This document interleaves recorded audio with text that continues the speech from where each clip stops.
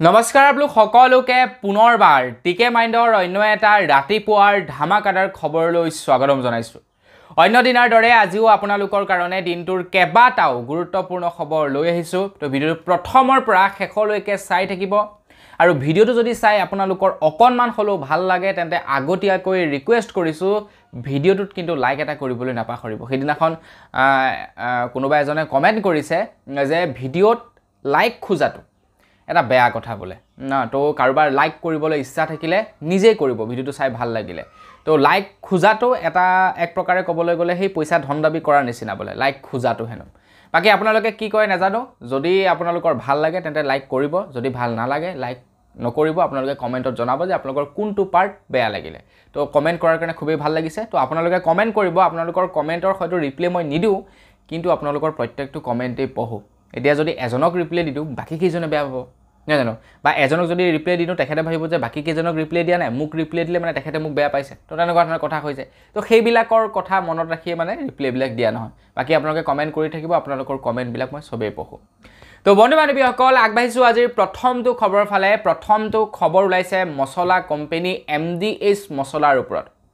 আপোনালোকে MDH মছলা খায় নে নাখায় কমেণ্ট এটা কৰি জনাব। আমাৰ ভাৰতবৰ্ষত MDH মছলাটো একদম একদম টপ লেভেলত থকা মছলা, টপ লেভেলৰ এটা ব্ৰেণ্ড হয় MDH মছলা, যিটো মছলা কোম্পানী আজিৰ পৰা নহয়, আজিৰ পৰা বহু বছৰ আগৰে পৰা আমাৰ ভাৰতবৰ্ষত চলি আহিছে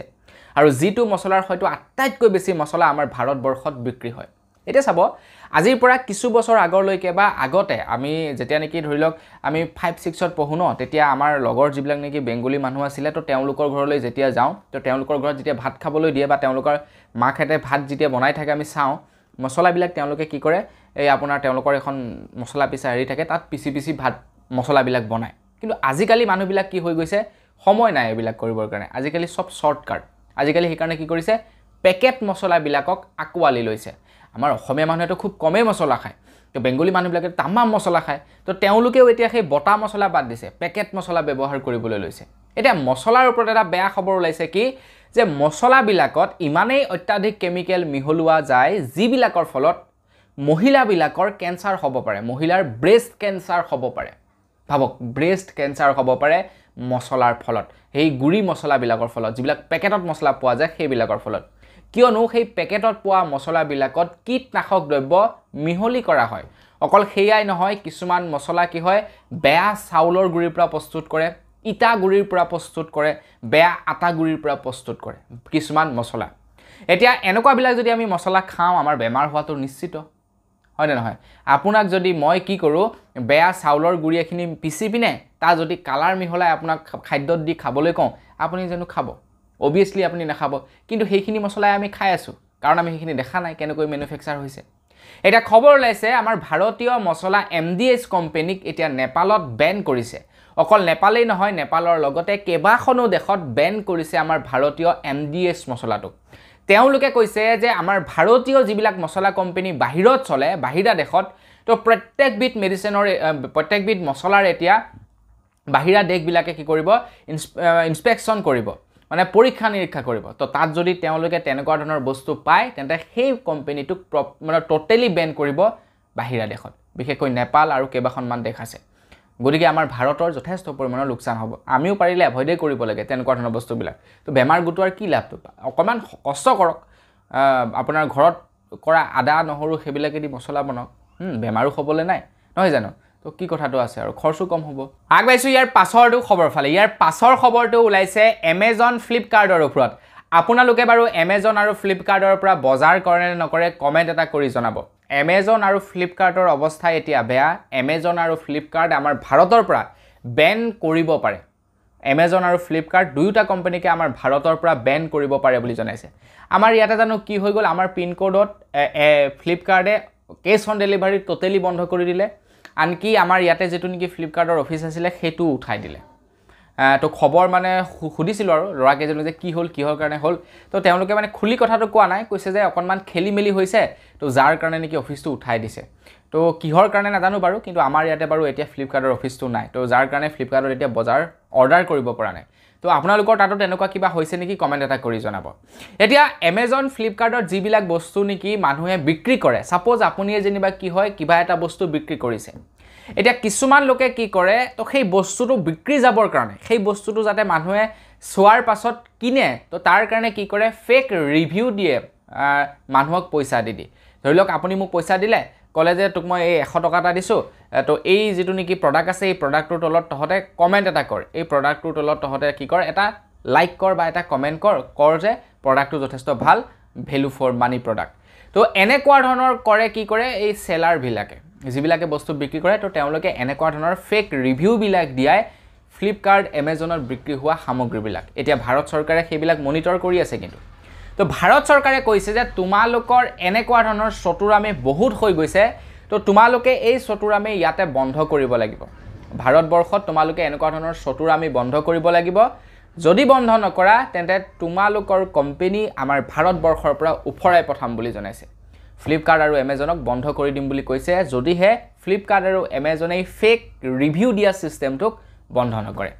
এতিয়া Flipkartৰ আমাৰ এটো তেনেকুৱা ধৰণৰ হৈ আছে বাকি এটা কি হয় কি নহয় ইন ফিউচাৰ যেতিয়া নেকি খবৰ কিবা পাম মই আপোনালোকক বাৰু নিশ্চয় জনাম তেতিয়ালৈকে চেনেলটো সাবস্ক্ৰাইব কৰি থৈ যাব আগবাইছো ইয়াৰ পাছৰটো খবৰ ফালে আমাৰ ভাৰতবৰ্ষৰ যি কেইটা নেকি টিভি চেনেল আৰু যি নেকি ৰেডিঅ' চেনেল আছে তো তাৰ ওপৰতে লৈছে ইয়াৰ পাছৰটো খবৰ মানে যি নেকি দূৰদৰ্শন চেনেল আৰু আকাশবাণী এটা চেনেল আছে তো সেই আকাশবাণী আৰু দূৰদৰ্শনৰ ওপৰত লৈছে ইয়াৰ পাছৰটো খবৰ ওলাইছে দূৰদৰ্শন আৰু আকাশবাণীয়ে বিৰোধী পাৰ্টি নিৰ্বাচনৰ সময়ৰ যিবিলাক বিৰোধী পাৰ্টিয়ে তেওঁলোকে যি কোনো সময়ত যত নেকি ধৰি লওক আপোনাৰ কোনোবা এখন মঞ্চত যেনিবা তেওঁলোকে ভাষণ দি আছে তো সেই ভাষণৰ মাজত বা কোনোবা মন্তব্যৰ মাজত যদি মুসলিম শব্দ বা হিন্দু মুসলিম এই শব্দ যদি ব্যৱহাৰ কৰিছে আকাশবাণী আৰু দূৰদৰ্শনে হিন্দু আৰু মুসলিম শব্দবিলাক অতৰাই দিছে বুলি জনাইছে পৰিহাৰ কৰিছে বুলি জনাইছে দূৰদৰ্শন আৰু লগতে আকাশবাণীয়ে এতিয়া সৰকাৰ যাৰ আছে তেওঁলোকৰ হিন্দু আৰু মুসলিম এই ওয়াৰ্ড বিলাক ব্যৱহাৰ কৰিছে নে নকৰিছে সেইটোৰ ওপৰত কোৱা নাই কিন্তু বিৰোধী পাৰ্টিৰ যিবিলাক নেকি হিন্দু আৰু মুসলিম মন্তব্য সেইবিলাক টোটালি তেওঁলোকে ডিলিট কৰিছে বুলি খবৰ ওলাইছে এতিয়া যদি সকলোৰে মন্তব্য ডিলিট কৰে তেতিয়া ভাল লাগিব নহয় না আগবাইছো ইয়াৰ পাছৰটো খবৰ ফালে বৰ্তমান সময়ত অসমৰ মুখ্যমন্ত্ৰী ডক্টৰ হিমন্ত বিশ্ব শৰ্মা দেৱ অসমৰ বাহিৰৰ কিছু ৰাজ্যত কিছু ষ্টেটত বৰ্তমান সময়ত নিৰ্বাচনৰ প্ৰচাৰ চলাই আছে মন্ত্ৰী হিমন্ত বিশ্ব শৰ্মা দেৱৰ নিৰ্বাচনী প্ৰচাৰত আমি প্ৰায়ে শুনিবলৈ পাইছো যে আমাক 400খন সিট লাগে যদি 400খন সিট আপোনালোকে আমাক নিদিয়ে তেন্তে আপোনাৰ ৰাম মন্দিৰ বন্ধ কৰি তাতে বাবৰি মছজিদ বনাব আনফালে প্ৰধানমন্ত্ৰী ডাঙৰীয়াও কয় যে যদিহে আমি 400খন সিট নাপাওঁ আমাৰ চৰকাৰ গঠন নহয় তেন্তে যিমান বিলাক নেকি মুছলমান মানুহ আছে তো তেওঁলোকক হা সুবিধা বিলাক দিব কংগ্ৰেছে এতিয়া একাংশ লোকে এই সন্দৰ্ভত মন্তব্য দিছে আনহাতে 20 তাৰিখৰ দিনাখন বিহাৰলৈ যাব ভাৰতৰ প্ৰধানমন্ত্ৰী নৰেন্দ্ৰ মোদী ডাঙৰীয়া এতিয়া একাংশ লোকে কৈছে একাংশ যিসকল নেকি ধৰি লওক আপোনাৰ বুদ্ধিজীৱীয়ে হওক বা যিসকল নেকি সমাজ সচেতক মানুহ তো তেওঁলোকে কৈছে যে বিজেপিৰ মুখত বৰ্তমান সময়ত যিবিলাক টপিকৰ ওপৰত কথা বৰ্তা বা চৰ্চা শুনিব লাগে সেইবিলাকৰ ওপৰত আমি চৰ্চা শুনিবলৈ পোৱা নাই যেনে সাপোজ ধৰি লওক আমি নিবনুৱা সমস্যা সমাধান কৰিম সাপোজ ধৰি লওক আমি মূল্যবৃদ্ধি হ্ৰাস কৰিম কেনেকৈ ভাৰতৰ যে নেকি শিক্ষা ব্যৱস্থা সেয়া উন্নত কৰিব পাৰি তাৰ ওপৰত আমি চিন্তা চৰ্চা কৰিম চাকৰিৰ আমি অপৰচুনিটি আনিম তো এনেকুৱা ধৰণৰ মন্তব্যবিলাক আমি খুব কম শুনিবলৈ পাইছো কিন্তু তাৰ পৰিৱৰ্তে হিন্দু মুসলিম এইবিলাকৰ ওপৰত আমি চৰ্চা বেছিকৈ দেখিবলৈ পাইছো তো বহুতো মানে বুদ্ধিজীৱীয়ে কৈছে যে এনেকুৱা ধৰণৰ একচুয়ালি ৰাজনীতি কৰাতকৈ তেনেকুৱা মেইন যিবিলাক নেকি টপিক তো সেইবিলাকৰ ওপৰত আলাপ আলোচনা কৰিব লাগে চৰকাৰে তেতিয়াহে দেশ উন্নতিৰ ফালে যাব আমাৰ অসমত বাৰু এটলিষ্ট কিছুমান আসনিৰ বিষয়ে কোৱাই শুনিছিলো মন্ত্ৰী হিমন্ত বিশ্ব শৰ্মা দেৱে হওক বা অন্যান্য পলিটিচিয়ান সকলে তো আমাৰ কিছুমান আসনিৰ বিষয়ে কোৱা শুনিছো এনেকুৱা হিন্দু মুছলিমৰ কথা বাৰু খুব কম কোৱা শুনিছো কিন্তু অসমৰ বাহিৰত এই বস্তুটো খুবেই দেখিবলৈ পাইছো যে 400খন সিট নাপালে ৰাম মন্দিৰত ৰইলক তলা লাগিব তাত বাবৰি মছজিদ বনাব কিবা কিবি এনেকুৱা ঢেৰ কিবা কিবি তাত আমি শুনিবলৈ পাইছো আগবাইছো ইয়াৰ পাছৰটো খবৰ ফালি ইয়াৰ পাছৰ খবৰটো সেই হিন্দু মুছলিমৰ ওপৰতে ওলাইছে এজন সাধু সন্তে হিন্দু মুছলিমক লৈ এটা বিৰাটেই ডাঙৰ মন্তব্য কৰিছে আজিৰ পৰা কিছুদিন পূৰ্বে এটা ৰিপৰ্ট দাখিল কৰিছিলে মই আপোনালোকক জনাইছিলো সেই ৰিপৰ্টটোত প্ৰকাশ পাইছে যে আমাৰ ভাৰতবৰ্ষত হিন্দুৰ সংখ্যা আই থিংক 7 পইণ্ট কিমান মানে প্ৰায় সামথিং 8% হিন্দু মানুহৰ সংখ্যা কমি গৈছে বিগত কিছু বছৰত কিন্তু আনফালে মুছলমান লোকৰ সংখ্যাটো বৃদ্ধি পাই গৈছে তো সেই সময়তে একাংশ সাধুসন্তে কৈছে যে মহিলাসকল আমাৰ অসম যিসকল হিন্দু মহিলা আছে তেওঁলোকে পাঁচটা সন্তান জন্ম কৰিব লাগে যদি তেওঁলোকে পাঁচটা সন্তান চলাব নোৱাৰে এটা চলাওক বাকি চাৰিটা আমাক দি দিয়ক আমি সেই তেওঁলোকৰ হতুৱাই কি কৰিম ধৰ্ম প্ৰচাৰ কৰিম বা তেওঁলোকৰ হতুৱাই আমি সনাতন হিন্দু ধৰ্মৰ গঠন কৰিম এতিয়া একাংশ লোকে এনেকুৱা ধৰণৰ মন্তব্যবিলাকৰ বিৰোধিতাও কৰিছে একাংশ লোকে কৈছে যে মহিলা মানুহ কি বাচ্চা মানে জন্ম দিয়াৰ মেচিন নেকি ডাঙৰ তেনেকুৱা সাধুসন্তসকলে তেনেকুৱা ধৰণৰ মন্তব্য কৰিছে যাৰ বিৰোধিতা নেকি একাংশ এতিয়া সজাগতা মহিলাই বিৰোধিতা কৰিছে তো বন্ধু-বান্ধৱীসকল আপোনালোকে কি ক'ব এই সন্দৰ্ভত কমেন্ট এটা কৰি জনাব সঁচাকৈ হিন্দুৰ যি নেকি পাৰ্চেন্টেজ হেতু কমি গৈছে আমাৰ ভাৰতবৰ্ষত তাৰ বিপৰীতে ক'বই লাগিব যে মুছলমানৰ সংখ্যাটো বৃদ্ধি পাইছে তো বন্ধু-বান্ধৱীসকল আপোনালোকে কি ক'ব এই সন্দৰ্ভত কমেন্ট এটা কৰি জনাব আগবাইছো ইয়াৰ পাছৰটো খবৰ ফালে ইয়াৰ পাছৰ খবৰটো ওলাইছে ভোডাফোন আইডিয়া কোম্পানীৰ ওপৰত ভোডাফোন আইডিয়া কোম্পানীৰ অৱস্থা বৰ এটা ভাল নহয় ভোডাফোন আৰু আইডিয়া কোম্পানী যেনে তেনেহে চলি আছে বেলেগৰ পৰা ফান্ডিং উঠাই যাৰ কাৰণে কি ভোডাফোনে এতিয়ালৈকে 5G ইন্টাৰনেট দিব পৰা নাই তো সেই সময়তে ভোডাফোন আৰু আইডিয়াৰ ওপৰত খবৰ ওলাইছে যে ভোডাফোন আইডিয়াই বুলে প্ৰায় 7647 কোটি টকাৰ লোকচানৰ সন্মুখীন হ'ব লগা হৈছে বুলি জনাইছে কাৰণ ভোডাফোন আৰু আইডিয়াই এতিয়া এনেকুৱা দুটা কোম্পানীৰ লগত টক্কৰ দিব লগা হৈছে যি দুটা কোম্পানী নেকি বৰ্তমান আমাৰ ভাৰতবৰ্ষৰ প্ৰায় 80% মাৰ্কেট কেপ তেওঁলোকে ক্যাপচাৰ কৰি আছে এটা হৈ গল জিও আনটো হৈ গল এয়াৰটেল আৰু জিওয়ে বৰ্তমান সময়ত ভাৰতৰ ম্যাক্সিমাম গ্ৰাহকৰ ওচৰত তেওঁলোকে ক্যাপচাৰ কৰি আছে কিন্তু তাৰ বিপৰীতে আকৌ ভোডাফোন আৰু আইডিয়াই হিমানটো লেভেলত ক্যাপচাৰ কৰিব পৰা নাই আমাৰ ভাৰতখনক গতিকে তেওঁলোকে লোকচানৰ সন্মুখীন হৈছে আৰু আনফালে আকৌ জিও আৰু এয়াৰটেলে লাভৰ ওপৰত লাভ কৰি গৈ আছে তো এনেকৈ যদি থাকে আৰু কেইবছৰমানৰ পাছত ভোডাফোন আইডিয়া আৰু নাথাকিব ভোডাফোন আইডিয়া বন্ধ হ'ব আগবাইছো ইয়াৰ পাছৰটো খবৰ ফালে ইয়াৰ পাছৰ খবৰটো ওলাইছে হোৱাটছআপৰ ওপৰত আপুনি বাৰু হোৱাটছআপ কেৱল আপোনাৰ মোবাইল ফোনতে ব্যৱহাৰ কৰে নে আপোনালোকে টেবলেট নতুবা ল্যাপটপ নতুবা ডেস্কটপত আপোনালোকে হোৱাটছআপ ব্যৱহাৰ কৰে কমেন্ট এটা কৰি জনাব এটা যিসকলে মোবাইলত হোৱাটছআপ ব্যৱহাৰ কৰে তেওঁলোকে হোৱাটছআপৰ বহুতো ফেচিলিটি পায় কিন্তু যিসকলে নেকি আপোনাৰ কম্পিউটাৰত ব্যৱহাৰ কৰে বা যিসকলে নেকি ল্যাপটপত ব্যৱহাৰ কৰে বা যিসকলে নেকি টেবলেটত হোৱাটছআপ ব্যৱহাৰ কৰে তো তেওঁলোকে সেইবিলাক ফেচিলিটি নাপায় যিবিলাকে নেকি মোবাইলত ব্যৱহাৰ কৰা কাৰীবিলাকে পায় যিবিলাক সুবিধা এতিয়া হোৱাটছআপ কোম্পানী ফালৰ পৰা ঘোষণা কৰিছে যে আপুনি ল্যাপটপ বা টেবলেটত বা আপোনাৰ কম্পিউটাৰত যদি হোৱাটছআপ চলাই এতিয়াৰে পৰা আপোনালোকে মোবাইলৰ ফেচিলিটি বিলাকো আপোনালোকে ল্যাপটপ কম্পিউটাৰ আৰু টেবলেটত ব্যৱহাৰ কৰিব পাৰিব বুলি জনাইছে সাপোজ ধৰি লওক আপোনালোকে বৰ্তমান সময়ত হোৱাটছআপত কাৰোবা এজন পাৰ্সোনেল ব্যক্তিৰ মেছেজ লক কৰি থব পাৰে যাতে বেলেগে পঢ়িব নোৱাৰে ঠিক তেনেকুৱা ধৰণৰ কৰিব পাৰিব আপোনালোকে ল্যাপটপ টেবলেট বা কম্পিউটাৰটো তো আপোনালোকে হোৱাটছআপ ক'ত চলাই কমেন্ট এটা কৰি জনাব আগবাইছো ইয়াৰ পাছৰটো খবৰ ফালে ইয়াৰ পাছৰ খবৰটো ওলাইছে আম আদমি পাৰ্টিৰ এগৰাকী সাংসদৰ ওপৰত স্বাতি মালিৱাল নে কি আছিল তেখেতৰ নামটো তো তেখেতে এটা এলিগ্ৰেশন লগাইছিলে আম আদমি পাৰ্টিৰ পূৰ্বৰ এজন পিএৰ ওপৰত তো এক প্ৰকাৰে পাৰ্সোনেল এসিস্টেন্টৰ ওপৰত এটা এলিগ্ৰেশন লগাইছে আম আদমি পাৰ্টিৰ মানে অৰবিন্দ কেজৰিৱালৰ তেখেতৰ ব্যক্তিগত সচিবৰ ওপৰত এটা এলিগ্ৰেশন লগাইছে তো সেই স্বাতি মালিৱাল নামৰ যিগৰাকী সাংসদ আছিলে তো তেখেতৰ ওপৰত বুলে অভদ্ৰ আচৰণ কৰিছিলে বেয়া আচৰণ কৰিছিলে মাৰপিট কৰিছিলে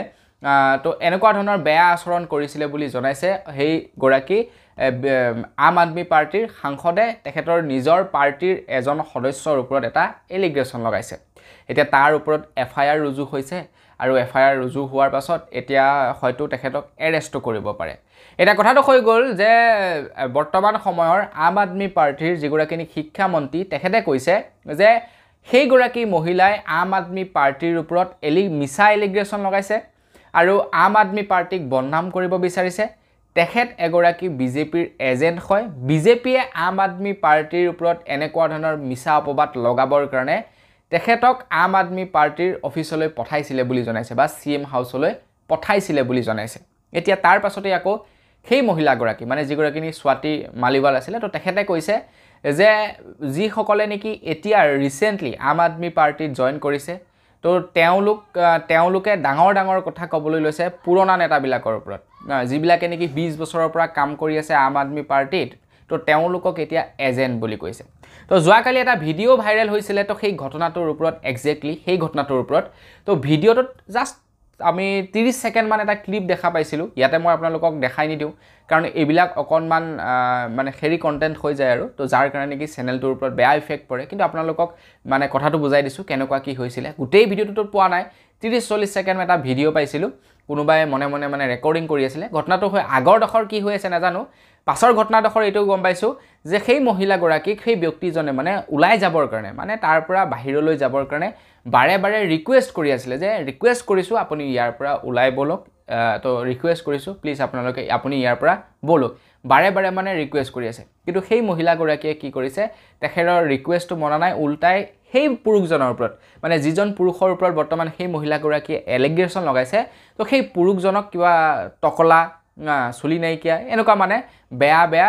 আচৰণ কৰিছে তাৰ পাছত অন্য এজন ব্যক্তিয়ে ওচৰ চাপি গৈছে কৈছে আপুনি এনেকুৱা ধৰণৰ কথা নকব এনেকুৱা মন্তব্য আপুনি নকৰিব তো তেনেকুৱা ধৰণৰ কৰিছে তো মহিলাগৰাকীয়ে কৈছে যে আপুনি কি মোৰ গাত হাত লগাব নেকি হাত লগাওক তো তেতিয়া সেইজনে কৈছে যে নহয় আপোনাৰ পৰা হাত নলগাও আপোনাক ৰিকুৱেষ্ট কৰিছোঁ আপুনি ইয়াৰ পৰা বলক তো মহিলাগৰাকীয়ে কৈছে যে মই 112ত কল কৰিম এতিয়াই পুলিচ আহিব তো তেতিয়া সেই মানুহজনে কৈছে ঠিক আছে আপুনি পুলিচক খবৰটো দিয়ক কিন্তু পুলিচ ইয়ালৈকেতো নাহে গতিকে বাহিৰলৈ বলক বাহিৰলৈহে পুলিচ আহিব তো এনেকুৱা ধৰণৰ এটা 30-40 সেকেন্ডৰ ভিডিঅ' ক্লিপ যোৱাকালি দেখিবলৈ পাইছোঁ এতিয়া কোন সঁচা কোন মিছা কোন দোষী কোন নিৰ্দোষী তো ইয়াৰ ওপৰত যেতিয়া নেকি প্ৰপাৰ খবৰ ওলাই মই আপোনালোকক জনাম মুঠৰ ওপৰত ক'বলৈ গ'লে আম আদমি পাৰ্টিৰ ভৱিষ্যত কিন্তু এতিয়া সংকটজনক আম আদমি পাৰ্টিৰ কি হ'ব তাৰ নাই ঠিক আগবাইছোঁ ইয়াৰ পাছৰটো খবৰ ফালে ইয়াৰ পাছৰ খবৰটো ওলাইছে বতৰ বিজ্ঞানীৰ ওপৰত আজি আমাৰ অসমৰ বৰ্ষাপাৰা ষ্টেডিয়ামত KKR আৰু ৰাজস্থান ৰয়েলছৰ মাজত এখন দুৰ্দান্ত খেল আছে আজি KKR আৰু ৰাজস্থান ৰয়েলছৰ মাজত তো আজি KKR আৰু ৰাজস্থান ৰয়েলছৰ মাজত তো যিখন মানে খেল অনুষ্ঠিত হ'ব তো সেইটো বতৰৰ ওপৰত নিৰ্ভৰ কৰে ভাই যদি বতৰ বেয়া হয় তেওঁলোকে খেলিবলৈ নাপাব আৰু যাই হওক খেলৰ ওপৰত বাৰু ক'বলৈ যোৱা নাই বতৰ বিজ্ঞানীয়ে জনাইছে যে আগন্তুক 5 দিন অসমকে ধৰি উত্তৰ পূৰ্বাঞ্চলত ধাৰাসাৰ বৰষুণ হ'ব বুলি জনাইছে অকল সেইয়াই নহয় এতিয়া খেলবিলাক কি হৈছে একদম লাষ্ট মোমেণ্টত আহি গৈছেতো তো বতৰৰ ওপৰত যথেষ্ট পৰিমাণৰ নিৰ্ভৰ কৰে এতিয়া যোৱাকালি আপোনাৰ এটা যিখন খেল আছিলে মানে যোৱাকালি যিখন খেল আছিলে চেন্নাই ছুপাৰ কিংছ আৰু লগতে আমাৰ সেই RCBৰ মাজত তো সেই খেলখনক লৈও যিসকল নেকি RCBৰ ফেন আছিলে তো তেওঁলোকে ভয় কৰি আছিলে যে বৰষুণ হ'ব নেকি এনেকুৱা ধৰণৰ ভয় কৰি আছিলে কাৰণ বাইচান্স যদি বৰষুণ আহি গ'লহেঁতেন ধৰি লওক RCB লৈ সংকট আহি গ'লহেঁতেন তো তেনেকুৱা ধৰণৰ ভয় কৰি আছিলে বাকী যাই হওক কিন্তু এতিয়া বিভিন্ন স্থানৰ এতিয়া মানে যি ক্ৰিকেট গ্ৰাউণ্ডবিলাক আছে তো সেইবিলাক এনেকুৱা এটা টেকন'লজি ব্যৱহাৰ কৰি বনাইছে তো ধাৰাসাৰ বৰষুণ আহি গ'ল যেনিবা পুৰা পানী ভৰ্তি হৈ গ'ল গ্ৰাউণ্ডত অলপ দেৰি পাছতে পানী নাইকিয়া হৈ যাব এনেকুৱা ধৰণৰ গ্ৰাউণ্ড এতিয়া প্ৰস্তুত কৰি উলিয়াইছে যাতে খেলুৱৈসকলে বৰষুণৰ কাৰণে খেল ৰখাব নোৱাৰে যাতে খেল ৰখাব নালাগে যাতে কোনোবা এটা পাৰ্টি যাতে জয় নহওক তো তাৰ কাৰণে এনেকুৱা ধৰণৰ এতিয়া টেকন'লজিও ব্যৱহাৰ কৰিছে আগবাইছোঁ ইয়াৰ পাছৰটো খবৰ ফালে ইয়াৰ পাছৰ খবৰটো ওলাইছে ক্ৰিকেটৰ ওপৰতে খেলৰ ওপৰতে ওলাইছে ইয়াৰ পাছৰটো খবৰ আজিৰ পৰা আমি যেতিয়া নেকি সৰু আছিলোঁ আমাৰ বাচ্চা কালৰ কথা কৈছোঁ আৰু তেতিয়া আমি খেলিবলৈ যাওঁ তেতিয়া ঘৰৰ মানুহে আমাক পিটি ঘৰলৈ আনে আমাৰ আগতে এটা ৰুটিন আছিলে আমি মোৰ লগৰ ওচৰে পাজৰে আৰু কেইজনমান আছিলে তো আমি আগতে মানে এটাই কাম কৰোঁ আপোনাৰ ৰাতিপুৱা বেগটো লৈ স্কুললৈ যাওঁ স্কুলৰ পৰা চিধাই আহি বেগটো ঘৰত একদম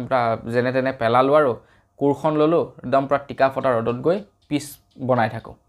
তাৰপিছত সন্ধিয়া নোহোৱালৈকে খেলি থাকোঁ তাৰপিছত পিটি আনে তাৰপিছত ঘৰলৈ আহোঁ ৰাতিপুৱা শুই উঠোঁ কেনেবাকৈ কিবা কৰি আকৌ ফিল্ডলৈ যাওঁ মানে ঘৰৰ আগফালে ফিল্ডখন বনাওঁ আৰু তাৰপিছত আকৌ স্কুল যাবৰ সময়ত দৌৰি আহি বেগটো লৈ স্কুল যাওঁ আকৌ স্কুলৰ পৰা আহি বেগটো পেলাওঁ আকৌ ফিল্ডত যাওঁ আগতে আমাৰ ৰুটিনবিলাক তেনেকুৱা ধৰণৰে আছিলে তো আপোনালোকে খেলিছিলে নে নাই খেলা তেনেকৈ কমেণ্ট এটা কৰি জনাব কিন্তু এতিয়া মাক দেউতাকে নিজেই খেলিবলৈ দিয়ে পইচা পাতি দি খেলিবলৈ ল'ৰা ছোৱালীবিলাকক পঠায় কাৰণ জানে যে খেলত কিমান এটা ডাঙৰ ফিউচাৰ আছে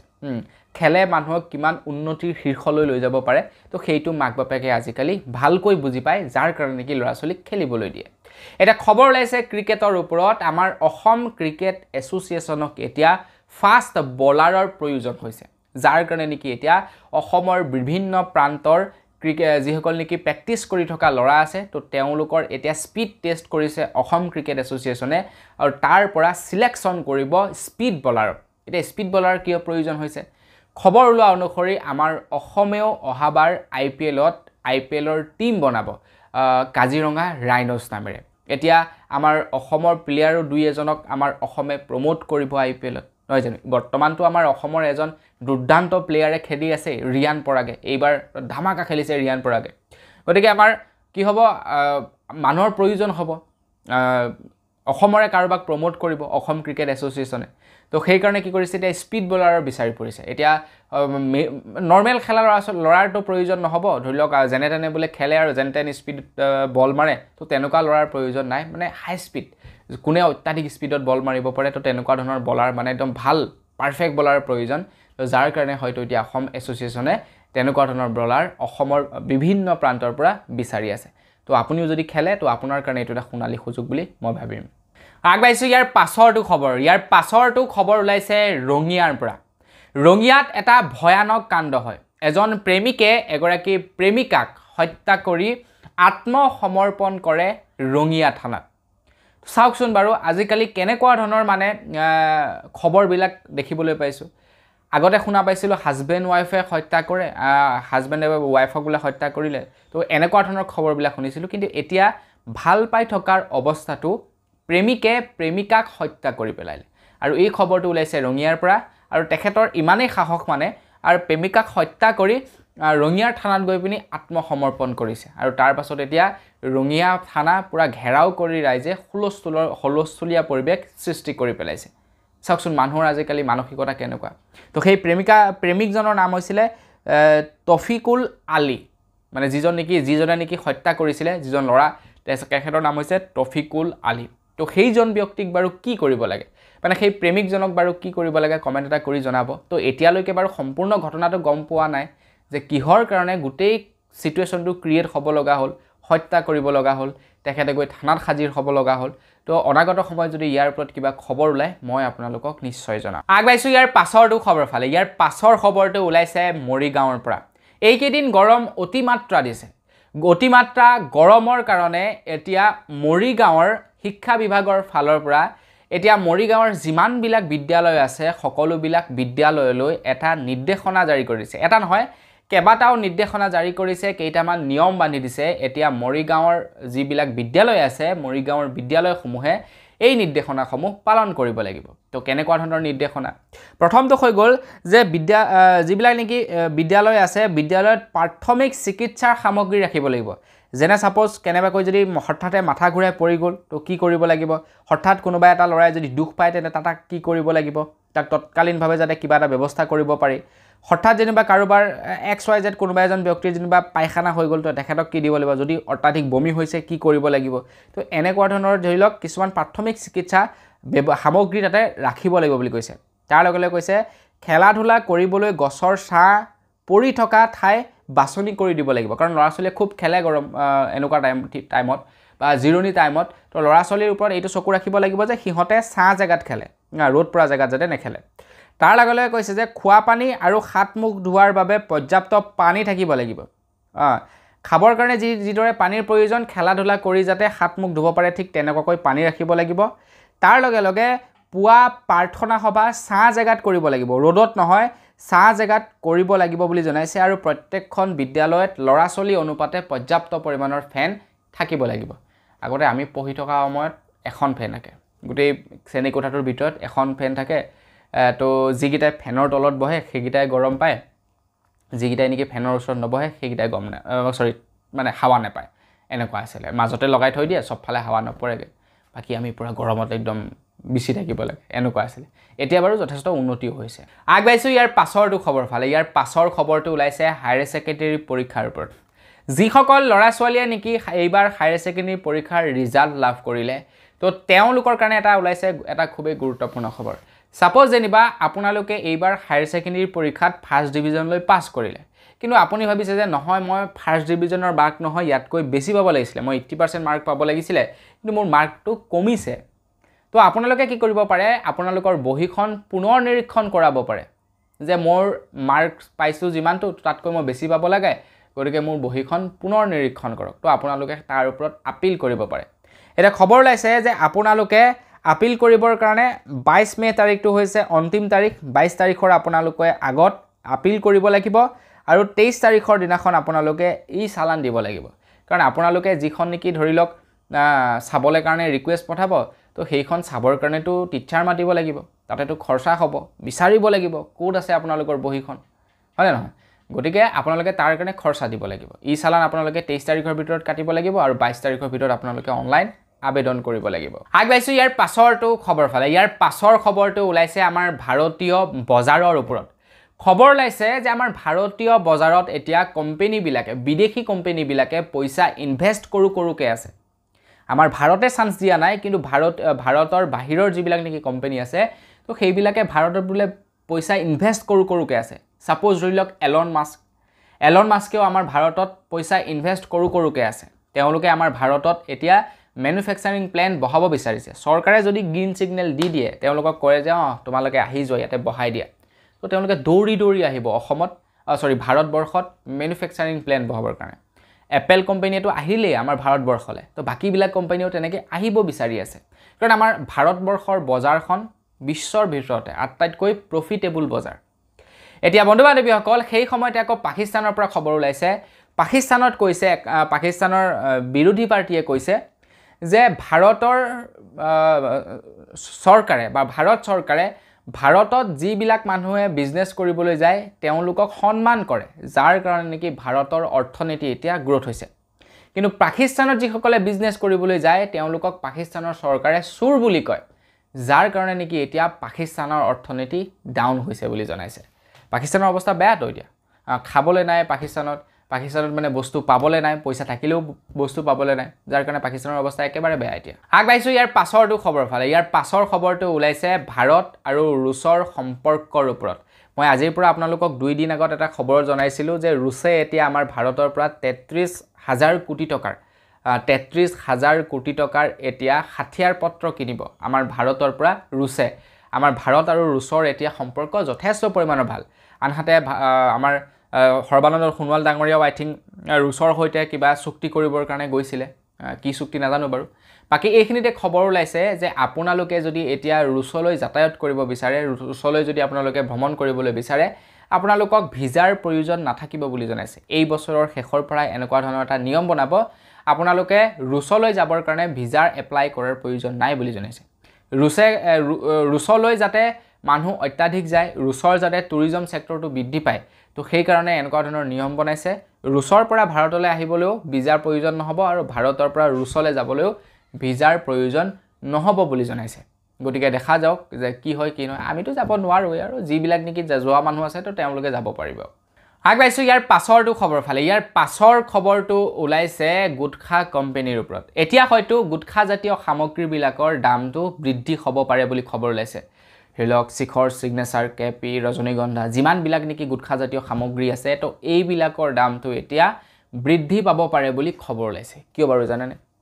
খবৰ ওলোৱা অনুসৰি এনেকুৱা ধৰণৰ এতিয়া গুটখা কোম্পানীবিলাক য'ত নেকি বনায় মানে যিবিলাক মেচিনৰ দ্বাৰা বনায় তো এইবিলাকো এতিয়া